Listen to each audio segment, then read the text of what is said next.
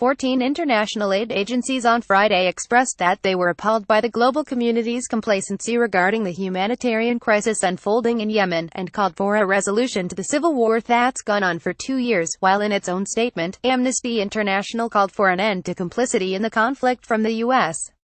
and its allies. "This is not the time for carey-balanced statements," read a statement signed by groups including the International Rescue Committee, Oxfam, and Relief International.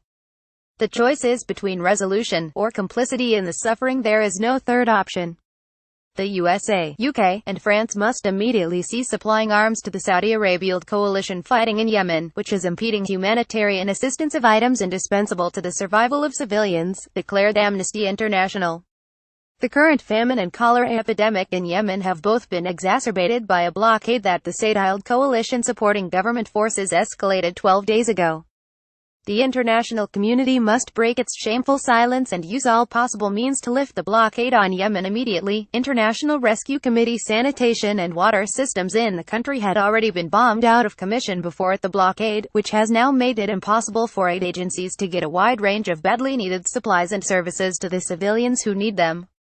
UNICEF reported on Friday that it has only enough of a diphtheria vaccine to last 15 more days.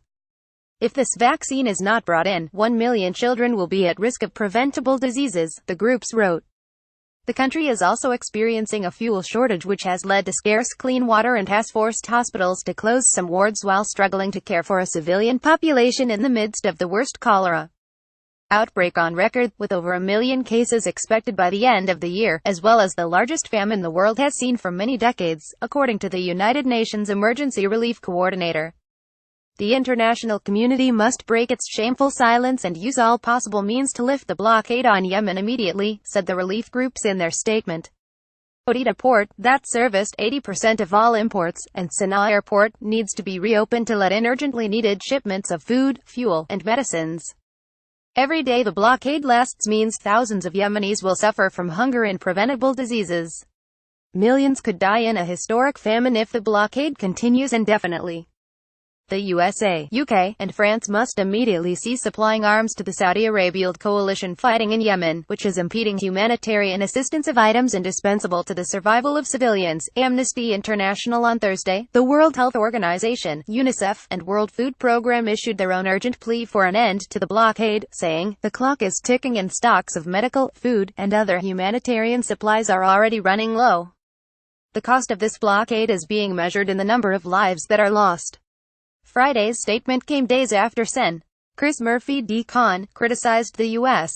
government in a speech on the Senate floor for its support of the Saudi coalition. "The United States is part of this coalition. The bombing campaign that has caused the cholera outbreak could not happen without us," said Murphy.